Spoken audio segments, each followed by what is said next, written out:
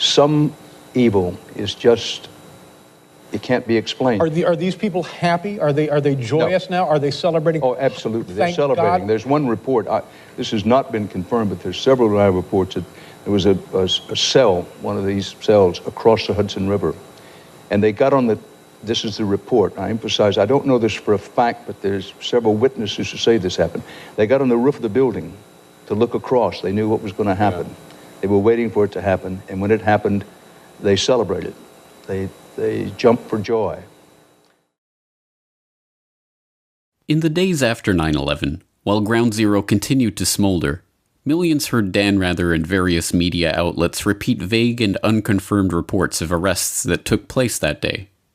These rumors held that Middle Eastern men, presumably Arabs, were arrested in explosive-packed vans in various places around the city on September 11th, and that some had even been photographing and celebrating those events. What most do not realize is that those reports were not mere rumors, and we now have thousands of pages of FBI, CIA, and DOJ reports documenting those arrests. My binoculars, and I could see the towers from my window, and this is where I'm looking, and all of a sudden, down there, I see this van park, and I see 3 guys on top of the van, and I could see that they were like happy, they didn't look shocked to me, they didn't look shocked. The men were spotted shortly after 8:46 a.m., yet somehow at this early stage, just minutes after the first plane strike on the World Trade Center, they were already positioned in a parking lot in Liberty State Park, taking pictures of the towers and celebrating. They left the scene shortly after being spotted, and at 3:31 p.m. the FBI issued an all-points bulletin advising officers in the greater New York area to be on the lookout for a white 2000 Chevrolet van with Urban Moving Systems sign on back. At 3:56 p.m., the van was spotted traveling eastward on State Route 3 in New Jersey and pulled over by Officer Scott DiCarlo and Sergeant Dennis Ravelli of the East Rutherford Police Department. Inside they found 5 men: Sivan Kurzberg and his brother Paul, Yaron Schmel, Oded Elner, and Omar Marmari. A major terrorist manhunt began, and just 6 hours after the attack, the van was stopped at a roadblock by patrolman Scott DiCarlo. We were asked to detain the van and the passengers. They were just removed from the vehicle, patted down for safety precaution, and detained. 911 call at 410 Park. I think once the FBI arrived, one of them stated that they were on our side. So there's something to that effect. According to the police report of the incident, Sivan Kurzberg told Officer DiCarlo, "We are Israeli. We are not your problem. Your problems are our problems. The Palestinians are the problem." Their official story: they were just Israeli tourists working for a moving company who had heard about the first World Trade Center strike and rushed to get a better view of the events.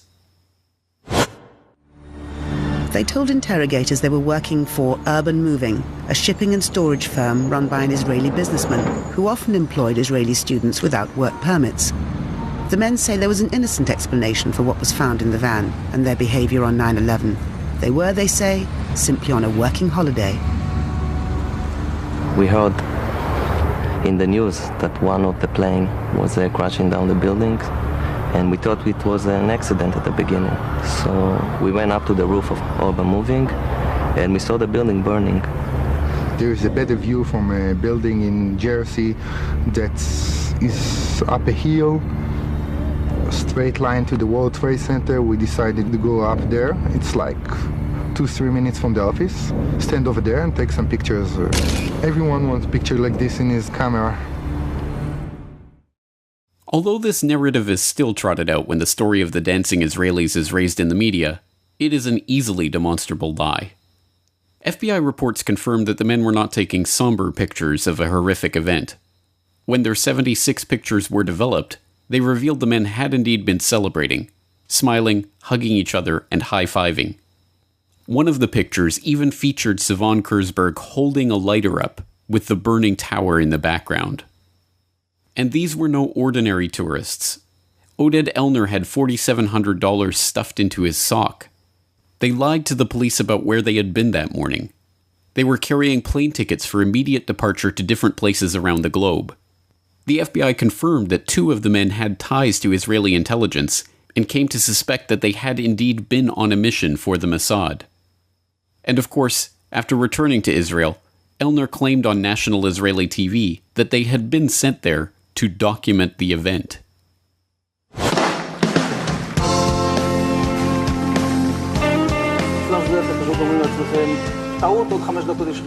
And at that point, we were taken for another round of questioning, this time related to our allegedly being members of Mossad. The fact of the matter is, we are coming from a country that experiences terror daily. Our purpose was to document the event. Their purpose was to document the event? But how could they possibly have known what event they were documenting at that point, before the second plane strike, when those few who even knew about the situation had assumed it to be an accident or pilot error? And when did they arrive at the parking lot to document the event anyway? The FBI reports show how the men gave confused and often conflicting accounts of when and how they learned about what was happening and when they arrived at the parking lot. Oded Elner even said they had arrived there shortly after 8 a.m., which would have been 45 minutes before the attacks even began. This is in line with one of the eyewitnesses that had placed their urban moving systems van at the parking lot at 8 a.m. How could they have been in place and ready to document the event unless they knew what was about to happen? Any way you cut it, this story is unbelievable.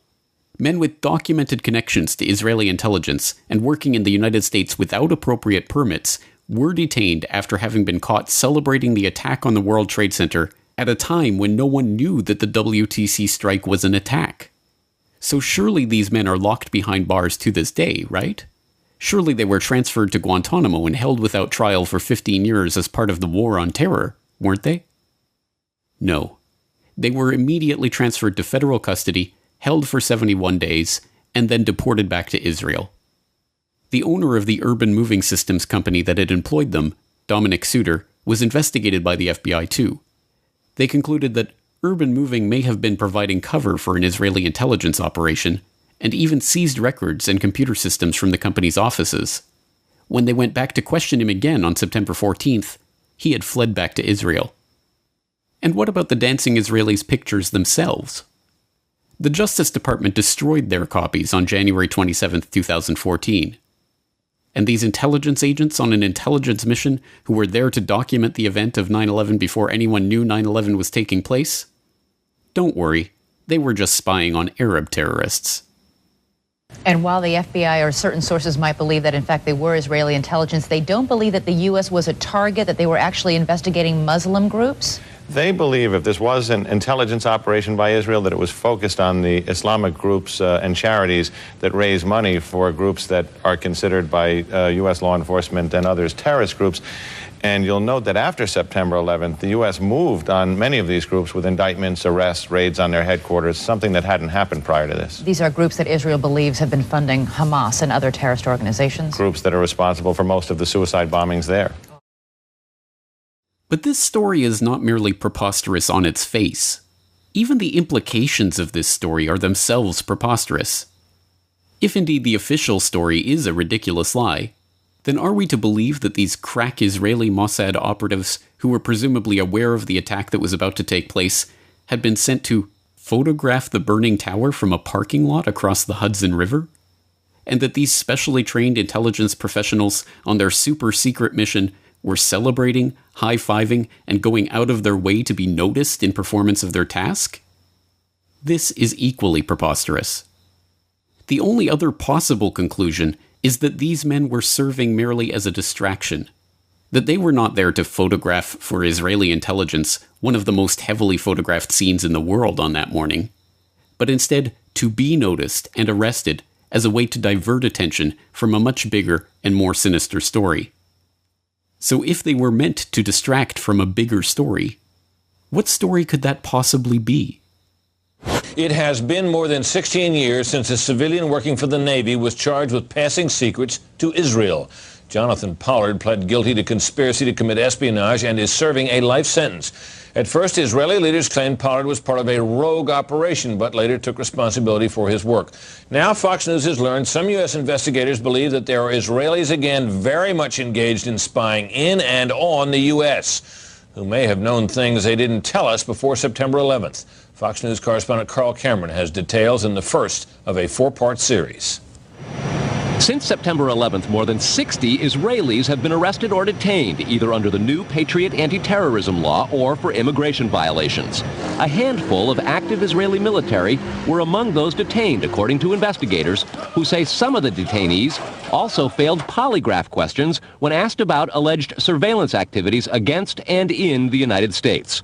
There is no indication that the Israelis were involved in the 9/11 attacks, but investigators suspect that the Israelis may have gathered intelligence about the attacks in advance and not shared it. A highly placed investigator said there are, quote, tie-ins, but when asked for details, he flatly refused to describe them, saying, quote, evidence linking these Israelis to 911 is classified. I cannot tell you about evidence that has been gathered. It's classified information. Asked this week about another sprawling investigation and the detention of 60 Israelis since September 11th, the Bush administration treated the questions like hot potatoes. I would just refer you to Department of Justice with it. I'm not familiar with the report. I'm aware that some Israeli citizens have been detained. With respect to why they are being detained and the other aspects of your question, whether it's because they are in intelligence services or what they were doing, I will defer to the Department of Justice and the FBI to answer that. Beyond the 60 apprehended or detained and many deported since September 11th, another group of 140 Israeli individuals have been arrested and detained in this year in what government documents describe as, quote, an organized intelligence gathering operation designed to, quote, penetrate government facilities. Most of those individuals said they had served in the Israeli military, which is compulsory there, but they also had, most of them, intelligence expertise and either worked for Amdocs or other companies in Israel that specialize in wiretapping. Earlier this week, the Israeli embassy here in Washington denied any spying against or in the United States. Carl, what about this question of advanced knowledge of what was going to happen on 9/11? How clear are investigators that some Israeli agents may have known something? Well, it's very explosive information, obviously, and there's a great deal of evidence that they say they have collected, none of it necessarily conclusive. It's more when they put it all together. A bigger question, they say, is how could they not have known? Almost a direct quote, Britt. The most phenomenal part of this report is not that it was eventually erased from the web by Fox News itself, but that it ever made it to the air at all. In December of 2001, Fox News investigative reporter Carl Cameron filed an explosive 4-part series that went in-depth into an Israeli art student spying ring that had been under investigation before 9/11, extensive Israeli wiretapping of sensitive US government communications, and the 60 Israeli spies that were detained in the wake of the September 11th attacks. Unsurprisingly, the story was quickly dropped, and no mainstream journalists dared to continue probing into the matter. This is the real story of Israeli spies in 9/11. Not some vague rumors about some dancing Israelis, but an FBI dragnet that swept up the largest foreign spying ring ever caught red-handed on American soil. And although the FBI were convinced that these spies knew about 9/11 in advance, their investigations were stifled and the issue was swept under the rug. Rather than making Israel enemy number one in the war on terror, Israel remains to this day the US's most important ally. And if I'm fortunate enough to be elected president, the United States will reaffirm we have a strong and enduring national interest in Israel's security.